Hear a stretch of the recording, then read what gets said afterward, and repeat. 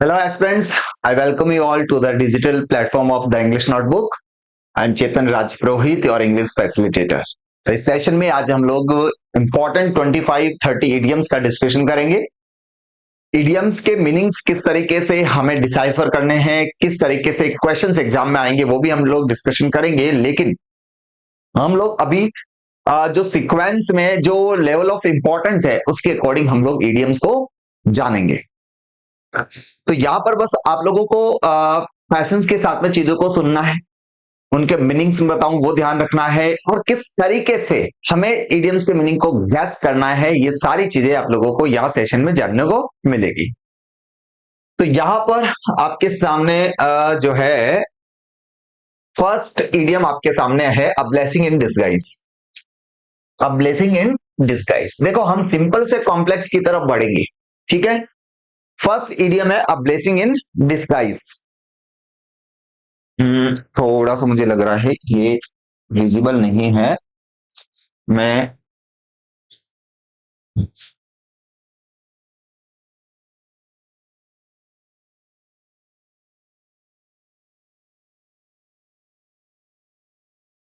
Yes, अब clear है। तो देखो, अ ब्लेसिंग इन डिस्गाइज, कई बार डिस्गाइज का अर्थ होता है कवर्ड, कोई चीज हिडन है, ठीक है।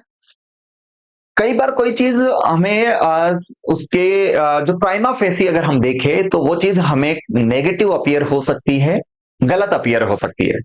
लेकिन अगर उसके अंदर के हिस्से की हम बात करें तो वो चीज हमारे लिए एक ब्लेसिंग हो सकती है। जैसे दवाई होती है, तो दवाई जब ली जाती है तो वो कड़वी होती है, वो हमें बेकार सी लगती है, लेकिन उस दवाई के पीछे कहीं ना कहीं वो हमारे हेल्थ का जो टॉनिक है वो हिडन होता है। ऐसी कोई भी चीज हमारी लाइफ के अंदर जब परेशानी आती है तो वो परेशानी जो होती है वो एक तरह से ब्लेसिंग इन डिस्गाइज हो सकती है।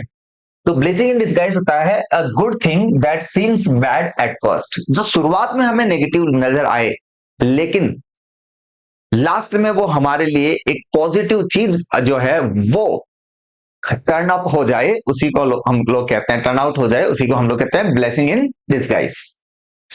नेक्स्ट है बोन ऑफ कंटेंशन। कंटेंशन लड़ाई झगड़े को बोलते हैं, बोन हड्डी को बोलते हैं। दो डॉग्स आपस में फाइट कर रहे हैं एक हड्डी को लेकर, तो वो जो बोन है, हड्डी जो है, वो उन दोनों डॉग्स के लिए झगड़े का कारण है। जैसे भारत और पाकिस्तान की अगर हम बात करें तो कश्मीर जो है वो दोनों के बीच झगड़े का कारण है। तो हम कह सकते हैं कि Pakistan is a bone of contention between India and Pakistan. A subject of dispute और डिसअग्रीमेंट, सब्जेक्ट ऑफ डिस्प्यूट और डिसअग्रीमेंट, ये हो गया आपका बोन ऑफ कंटेंशन।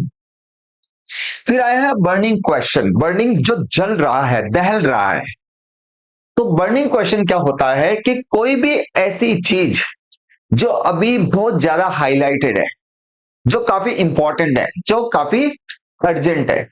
अब सिंपल सी बात है, कोई चीज अगर जल रहा है तो ऑब्वियसली उसको केयर करना आपके लिए काफी जरूरी हो जाता है। तो बर्निंग क्वेश्चन का मतलब हुआ ऐसा इशू, ऐसा टॉपिक जिस टॉपिक को टेकल करना आपके लिए काफी जरूरी हो जाता है। तो बर्निंग क्वेश्चन होता है an issue of great importance और अर्जेंसी। कोई भी ऐसी चीज जो काफी इंपॉर्टेंट है और अर्जेंट है उसको हम लोग कहते हैं बर्निंग क्वेश्चन। फिर आया हुआ है a hard nut to crack. Nut आप लोग जानते हैं, सुपारी वो जो होती है उसको नट कहते हैं। क्रैक यानी कोई भी ऐसी चीज, जैसे कोई सुपारी, कोई चीज आप खा रहे हो, जब आपने उसको मुंह में चबाया, च्यू करने की कोशिश की तो वो काफी हार्ड था, तो आपके लिए वो चीज खाना काफी डिफिकल्ट हो गई। तो जो भी चीज खाना आपके लिए डिफिकल्ट है, मुश्किल है, उसको हम लोग कहते हैं hard nut to crack, a difficult problem to solve. जैसे कई बार कोई व्यक्ति है, उस व्यक्ति से अगर आपको काम निकलवाना है या उस व्यक्ति से कोई सलाह मशवरा करना, आप कहता कि नहीं यार वो व्यक्ति बहुत ही अजीबो गरीब आदमी है, उस व्यक्ति से काम करवाना क्या है, it is just like a hard nut to crack. A hard nut to crack मतलब मुश्किल है, इस व्यक्ति से हम लोग ये काम करवा नहीं सकते। तो कोई भी ऐसी चीज जो काफी मुश्किल है, जिसको सॉल्व करना काफी डिफिकल्ट है, that is called a hard nut to crack. कई बार कोई क्वेश्चन होता है, उस क्वेश्चन को भी अगर आप सॉल्व करने की कोशिश कर रहे हो, नहीं हो पा रहा, तो आप कह सकते हो it is a hard nut to crack. Kashmir के डिस्प्यूट को सॉल्व करना, it is just like a hard nut to crack, बड़ा ही मुश्किल है इसको सॉर्ट आउट करना। नेक्स्ट है अ वाइल्ड गूज चेज। गूज बतख को बोलते हैं। तो वाइल्ड शब्द का जो अर्थ होता है वो ऐसी चीज जो जंगली है, जिसको हम डोमेस्टिक लेवल पर उसको यूज नहीं कर सकते। हम घरेलू स्तर पर अगर कोई भी चीज इसको यूज नहीं कर सकते, वो सब वाइल्ड होती है। जो खाने लायक नहीं होती है वो वाइल्ड आइटम्स होते हैं। तो वाइल्ड गूज चेज, कोई गूज कोई पक्षी है, अगर आपने उस पक्षी को पकड़ भी लिया तो वो भी आप फिर भी आपके किसी काम का तो वो रहेगा नहीं। क्यों? क्योंकि वो क्या है, एक वाइल्ड गूज चेज है, एक ऐसा पक्षी, ऐसा बतख जिसको पकड़ने के बाद भी आपके वो किसी काम का नहीं होगा। तो उसको हम कह सकते हैं यूजलेस और होपलेस परसूट। यानी एक ऐसा, परसूट का मतलब होता है एफर्ट्स। कोई ऐसी चीज जिसको आप पाने की कोशिश कर रहे हो लेकिन वो क्या है, यूजलेस है या होपलेस है। आपको वो मिल भी जाए तो भी ध्यान रखना वो आपके लिए यूजलेस होगी। उसी को हम लोग क्या कहते हैं, wild goose chase. Add fuel to the fire. Fuel ईंधन को बोलते हैं। आग में अगर ईंधन डाल दिया तो आग भड़क जाती है।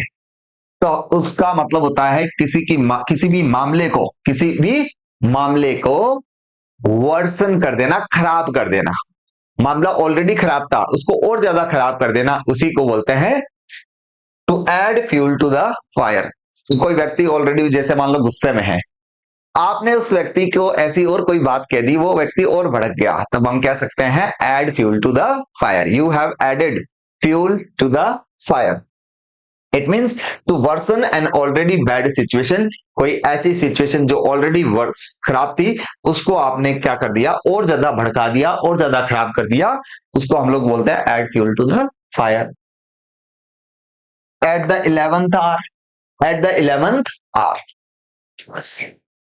देखो घड़ी के अंदर 12 जो नंबर्स होते हैं, जैसे 12 होते हैं। एट द 11th आवर का अर्थ हुआ कि कोई भी ऐसी चीज, जैसे 12 तो लास्ट हुआ, एट द 11th, 11th होता है लास्ट के करीब। आपकी ट्रेन का टाइम मान लो 7:15 है, ठीक है, और आपकी फैमिली वाले आपका इंतजार कर रहे हैं। 7 बज गए आया नहीं, 7:10 हो गए आया नहीं, 7:12 हो गए आया नहीं। जैसे ही 7:14 हुए और आप वहां पर अपीयर हो गए, तो आप क्या कहेंगे कि वो आया, लेकिन कहां, कब आया, एट द 11th आवर, अंतिम समय में, लास्ट मोमेंट में, at the last possible moment, अंतिम समय में।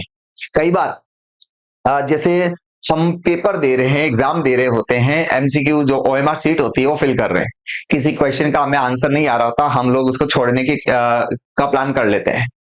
एग्जामिनर कॉपीज कलेक्ट करते, ओएमआर शीट कलेक्ट करते करते करते आ रहा है, जैसे ही हमारे पास आने लगा, हमें उसका आंसर याद आ गया, हमने फटाफट मार्क कर लिया और आंसर शीट दे दी। तो हमने आंसर को कब किया, at the 11th hour. At the 11th hour. Next है back to the square one. Back to the square one.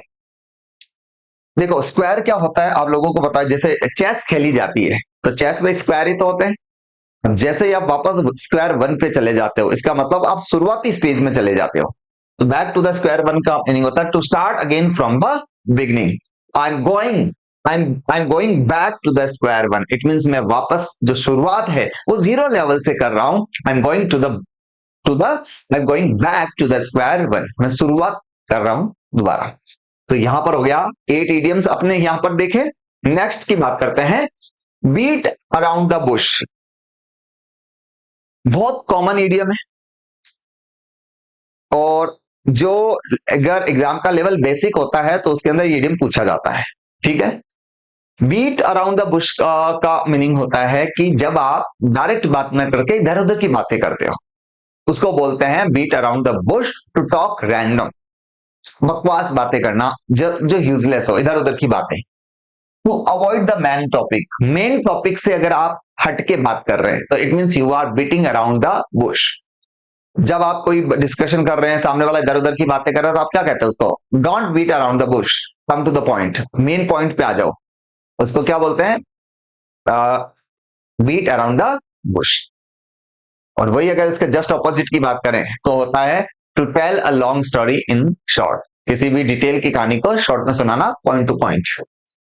Next आपका ब्लो वंस ऑन ट्रम्पेट। देखो ये सरकास्टिक वे में यूज किया जाता है। कोई व्यक्ति सिर्फ अपना ही ट्रम्पेट बिगुल को बोलते हैं, अपना ही ट्रम्पेट बजाए जा रहा है। इट मीन्स वो व्यक्ति क्या कर रहा है, सिर्फ अपनी अपनी बातें किए जा रहा है, अपने ही बारे में डिस्कशन किया जा रहा है, तो दैट टू बोस्ट और ब्रैग अबाउट वन सेल्फ। कोई व्यक्ति जो अपने बारे में, सिर्फ अपने बारे में बात किए जा रहा है, बड़ी बड़ी फेंक रहा है, उसको बोलते हैं बोस्ट। का अर्थ होता है चीजों को एग्जैजरेट करके कहना, वो होता है बोस्ट, बड़ी बड़ी फेंकना। ब्रैग का मतलब डींगे हाँकना अबाउट वन सेल्फ। जो व्यक्ति अपने बारे में लगातार नॉन स्टॉप जो है वो फालतू इधर उधर की बातें किए जा रहा है, बड़ी बड़ी बातें किए जा रहा है, उसको बोलते हैं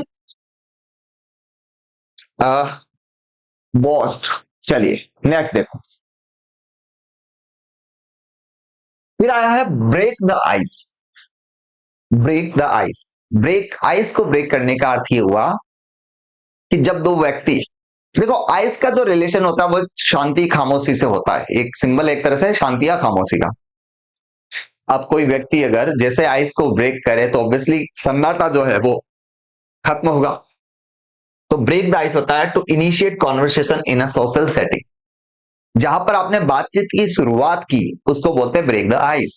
आप ट्रेन में जा रहे हैं, ट्रेन में सामने जो बैठा है उस इंसान से आप पहले तो चुपचाप बैठे हैं, फिर थोड़ी देर बाद में सोचते हैं कि चलो टाइम निकालने के लिए हम बातचीत की शुरुआत कर देते हैं। तो आपने क्या किया, उससे बातचीत की, भैया कहाँ जा रहे हो, क्या करते हैं, कहाँ से हैं आप। तो इस तरीके से जो डिस्कशन स्टार्ट करते हैं उसी को कहते हैं ब्रेक द आइस। बातचीत की शुरुआत करना, to initiate a conversation in a social setting, ये होता है ब्रेक द आइस। फिर आता है by leaps and bounds. Leaps jump को बोलते हैं, बाउंड्स क्वांटिटी जंप, ना लंबी लंबी छलांग। बाय लीप्स एंड बाउंड्स का अर्थ होता है जब कोई जानवर बहुत लंबी लंबी छलांग मारते हुए अगर जा रहा है तो इसका मतलब कवर करने की जो स्पीड है वो उसकी ज्यादा है। अब इसको इडियोमेटिक वे में अगर हम बोले, मेटाफोरिकली हम बोल सकते हैं बाय लीप्स एंड बाउंड्स का मतलब है जब कोई व्यक्ति बहुत ज्यादा मेहनत कर रहा है और वो ऊंचाइयों को बहुत तेजी से छू रहा है तो उसको बोलते हैं leaps and bounds. He is growing by leaps and bounds का मतलब वो तेजी से, बहुत रैपिडली, बहुत क्विकली, सिग्निफिकेंटली जो है वो जो है ऊंचाइयों की तरफ जा रहा है by leaps and bounds. Call a spade a spade. जो चीज जैसी स्पेड, फावड़ा होता है, जो मिट्टी वगैरह हटाने के जो एक टूल होता है फावड़ा, उसको बोलते हैं स्पेड। स्पेड को हमने स्पेड कह दिया, पेन को पेन कह दिया, मतलब जो चीज जैसी है उसको हमने वैसा कह दिया, मतलब रियलिटी से हमने उसको अवगत करवा दिया। कुछ व्यक्ति ऐसे होते हैं जो हमेशा फ्रैंक होते हैं, जो बात है उस बात को वैसे का वैसा कह देते हैं, तो वो होता है to call a spade, to speak plainly और ब्लंटली। टू स्पीक प्लेनली और ब्लंटली इसका मतलब जो चीज जैसी है मुंह पर उसको कह दिया। टू बी फ्रैंक हम कह सकते हैं, ठीक है, इसके लिए हम एक तरह से कह सकते हैं to be frank. To be frank. फिर आता है face the music. Face the music, ये भी वही सरकास्टिक वे में यूज किया हुआ है। आपका रिजल्ट आया और रिजल्ट, मान लो किसी का बच्चे का रिजल्ट खराब आ गया, तो जैसे ही बच्चे पेरेंट्स को रिजल्ट दिया तो अब जो पेरेंट्स का जो म्यूजिक सुनने को मिलता है, गालियां, वो होता है फेस द म्यूजिक। गलत काम करोगे तो ऑब्वियसली घर वालों का म्यूजिक सुनने को मिलेगा, मतलब टू एक्सेप्ट द कॉन्सिक्वेंसेस, परिणाम भुगतना। फेस द म्यूजिक होता है परिणाम भुगतना। मैं जैसे टीचर कहता है ना बच्चों को, अरे पढ़ाई कर लो, पढ़ लो रे, otherwise you will have to face the music, वरना तुम्हें म्यूजिक का सामना करना पड़ेगा। तो face the music, to accept the consequences, to accept the consequences, परिणाम भुगतना। Feather in one's cap, feather पंख को बोलते हैं कैप। देखो वो एंशियंट टाइम के अंदर क्या होता था, जो राजाओं के सैनिक होते थे, जो पेड़ की पतली पतली टहनियां होती थी उनका बनाए हुए वो क्राउन वगैरह पहनते थे। और उसमें जब भी कोई सैनिक अगर किसी उपलब्धि को हासिल करता, कोई अचीवमेंट गेन करता, तो उसके अंदर एक फीदर लगा दी जाती थी। तो जिस व्यक्ति के ताज में जितने ज्यादा पंख होते, जितने ज्यादा फीदर्स होते, तो उससे यह तय किया जाता कि वो व्यक्ति जो है वो उतना ही ज्यादा उसकी अचीवमेंट, उपलब्धियां जो है उसके पास है। तो फीदर्स का होना उपलब्धियों को दर्शाता था। तो फीदर्स इन वन कैप का अर्थ हुआ किसी व्यक्ति ने अगर और उपलब्धि हासिल कर दी, उसको हम लोग बोलते हैं feather in one cap. And achievement to be proud of, कोई ऐसी उपलब्धि जिसके लिए आप अपने आप में गर्व महसूस कर रहे हैं, उसको हम लोग कहते हैं feather in one cap. Hit the nail on the head, बहुत कॉमन सा है। कोई कील जो है उसका ये वाला जो हिस्सा होता है, जो मोटा हिस्सा होता है, उसको हेड कहते हैं। अगर आप कोई काम कर रहे हैं तो ऑब्वियसली उसके हेड पर आप स्ट्राइक करेंगे। तो अगर आप उसके हेड पर स्ट्राइक कर रहे हैं, इट मींस आप काम को सही तरीके से कर रहे हैं। Hit the nail on the head का मतलब to describe exactly what is causing a problem. जो चीज जैसी है उसको वैसे ही अगर आप डिस्कस कर रहे हैं तो it means you are hitting the nail on the head. ठीक है, तो हमने यहां पर 16 इडियम्स का डिस्कशन किया। नेक्स्ट है इन हॉट वाटर। कितना कॉमन सा है। देखो हॉट शब्द का जो मीनिंग है वो नेगेटिव होता है। अगर कोई व्यक्ति हॉट वाटर में है, गर्म पानी में है, इसका अर्थ ये हुआ वो ट्रबल वाली सिचुएशन में है, वो डिफिकल्ट वाली सिचुएशन में है। मैं कह सकता हूं आई मीन हॉट वाटर, मैं खतरे की स्थिति में हूं, मैं मुश्किल में हूं, तो I mean hot water. Keep the ball rolling. किसी काम को देखो, कीप द बॉल रोलिंग कहते हैं ना, जिंदगी इसको चलने दो, गुड़कने दो। मतलब कोई भी व्यक्ति जो है वो अगर प्रोग्रेस कर रहा है, ठीक है, अपने मोमेंटम को बरकरार रख रहा है, जो काम चल रहा है वैसे उसको कंटिन्यू रख रहा है, तब हम कह सकते हैं टू कीप, हम कह सकते हैं कीप द बॉल रोलिंग, चलने दो, टू मेंटेन प्रोग्रेस और मोमेंटम। तो कीप द बॉल रोलिंग का अर्थ होता है टू मेंटेन प्रोग्रेस और मोमेंटम, मतलब जो काम आपका चल रहा है, लय जो बनी हुई है उसको बरकरार रखना, वो होता है keep the ball rolling. Make a mountain out of a molehill, ये काफी इंपॉर्टेंट एग्जाम में पूछा जाता है। इसका अर्थ होता है कि देखो कोई भी छोटा सा कोई कारण है, उस छोटे से रीजन की वजह से अगर आपने बहुत बड़ा इशू क्रिएट कर दिया, अब हम कहते हैं make a mole, make a mountain out of a molehill. Hindi में बोलते हैं ना तिल का ताड़ राई का पहाड़ बना देना, वो होता है to exaggerate a minor issue. कोई छोटा सा मुद्दा, छोटा सा मामला, उसको आपने बहुत बड़ा बना दिया, तब हम लोग कहते हैं make a mountain out of a molehill to exaggerate a minor issue. छोटे से मुद्दे को बहुत बड़ा क्रिएट कर देना, to make a mole out of, क्या हो गया, molehill. On cloud nine, सातवें आसमान पर होना। ऑन क्लाउड नाइन, सातवें आसमान पर होना, हिंदी में बोलते हैं हम, लेकिन इंग्लिश में वो क्लाउड नाइन है। इट मीन्स आपने क्या कर दिया, एक्सट्रीमली हैप्पी। जब आप बहुत ज्यादा हैप्पी है, बहुत ज्यादा खुश है, तब आप लोग यूज करते हैं I am on cloud nine. जिस दिन आपका रिजल्ट आएगा, आपका सिलेक्शन हो जाएगा, you would be on cloud nine, you would be extremely happy, आप बहुत ज्यादा खुश होंगे। On on the fence, fence छोटी दीवार होती है, ठीक है। अब कोई व्यक्ति उस छोटी सी दीवार पर है, अब उसको समझ नहीं आ रहा कि मैं लेफ्ट वाले प्लॉट में जाऊं या राइट वाले प्लॉट में जाऊं, उसको कहते हैं ऑन द फेंस, मतलब कंफ्यूजन वाली सिचुएशन में होना। On the fence, to be confuse, undecided about something, किसी ऐसी स्थिति में होना जो अनडिसाइडेड है। Put the cart before the horse, cart को हॉर्स के, देखो क्या किया हमने, कार्ट को हॉर्स के पहले ऐड जोड़ दिया। भाई सिंपल सी बात है, कार्ट गाड़ी होती है तो गाड़ी को घोड़े के पीछे तो जोड़ेंगे, लेकिन अगर पीछे की जगह हमने गाड़ी को पहले जोड़ दिया तो हमने काम को कैसे किया, गलत तरीके से। तो to do things in the wrong order, किसी भी काम को गलत तरीके से कर दिया, वो होता है to do things in wrong order.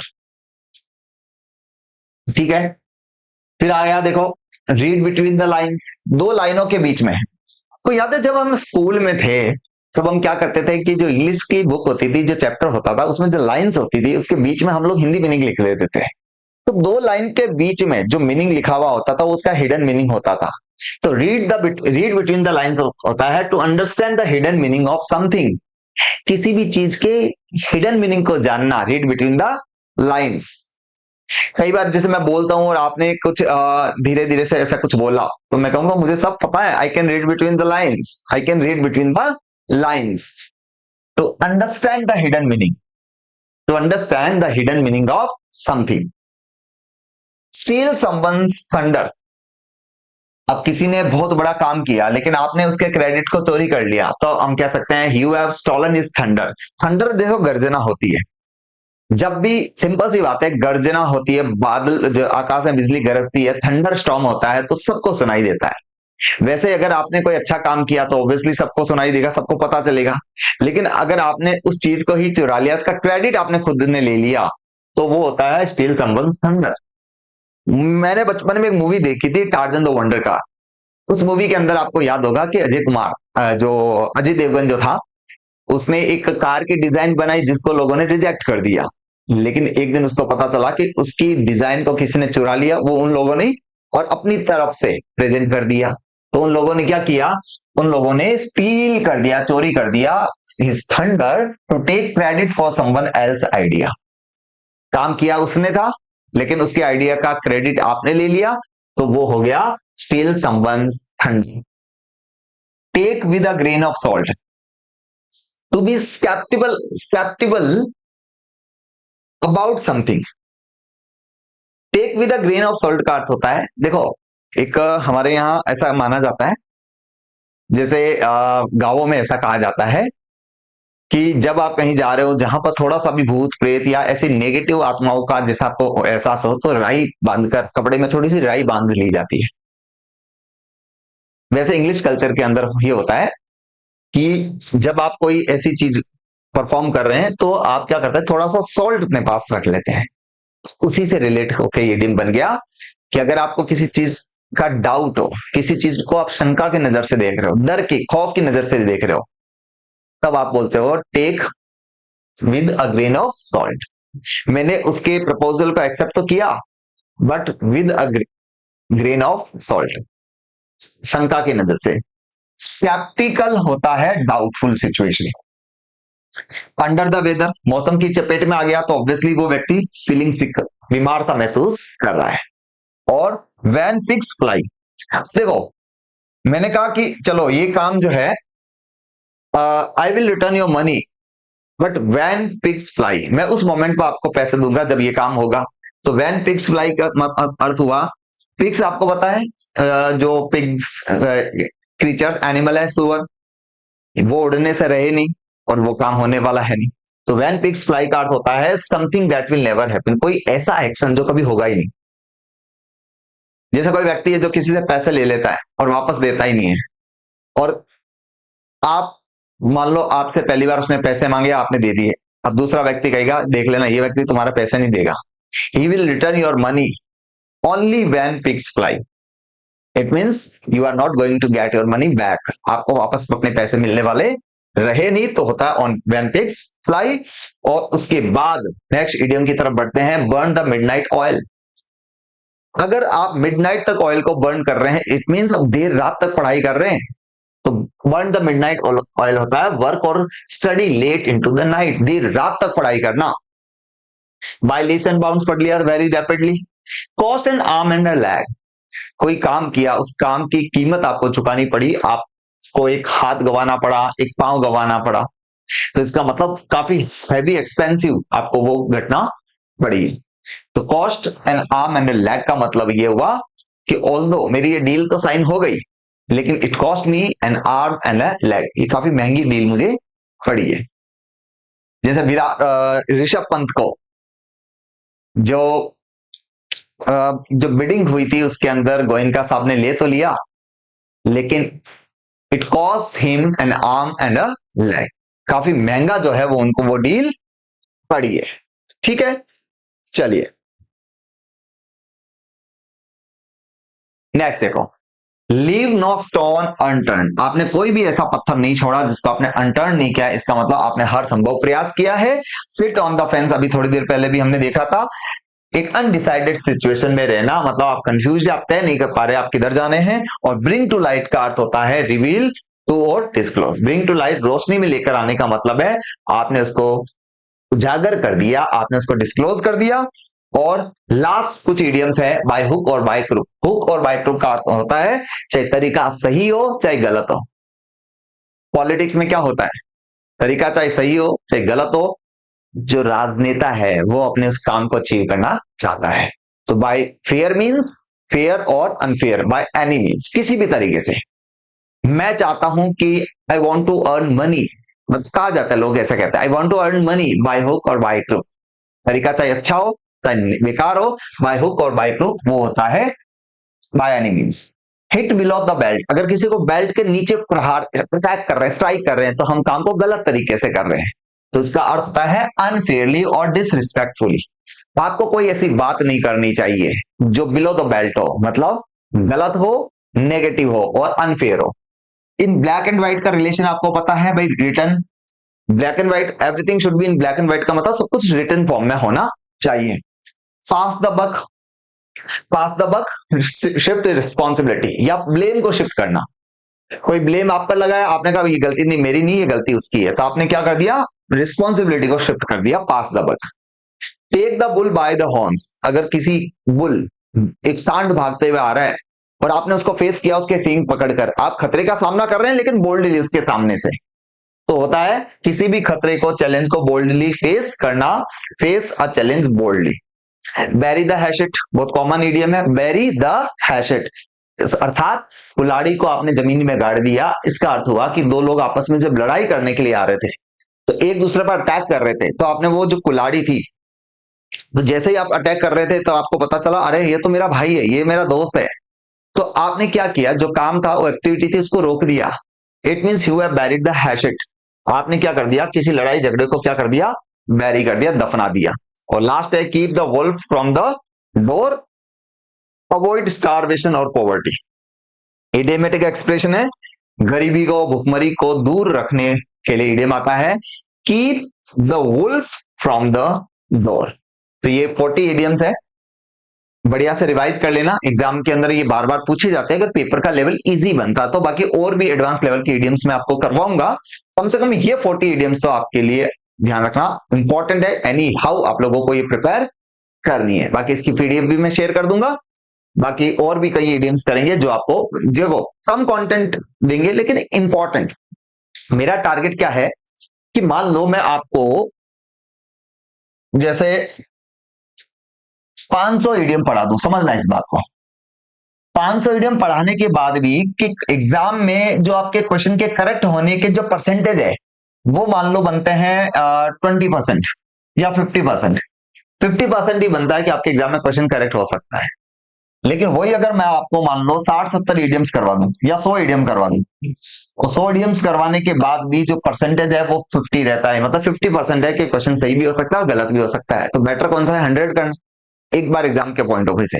इसलिए हम ट्राई करेंगे कि हम एकदम रेलेवेंट कंटेंट एक बार पढ़ें, सो दैट जो एग्जाम में क्वेश्चन के करेक्ट होने का चांस है वो हमारा थोड़ा सा बढ़ जाए। तो सेशन में इतना ही, मिलते हैं, जय हिंद जय भारत।